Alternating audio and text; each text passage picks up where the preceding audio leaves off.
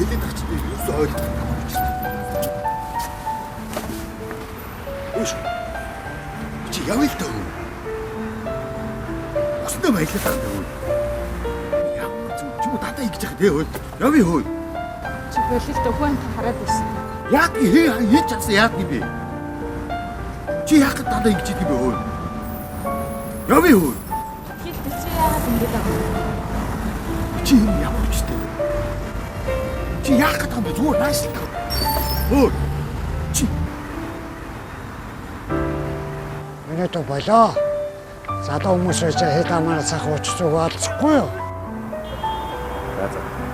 Уучлаарай.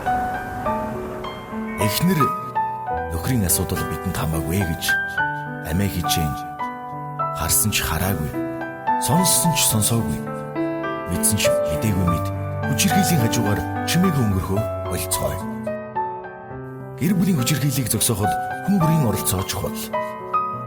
Хэрвээ та хүчирхийлэлд өртсөн бол эсвэл хүчирхийлэлд өртсөн хэнийг нэг мэдэх бол цагдаагийн шуурхай дуудлага мэдээлэл хүлээн авах утас 102, Улаанбаатар хотын цагдаагийн гэр бүлийн хүчирхийллийн мэдээлэл хүлээн авах утас 107-д мэдээллээрэй.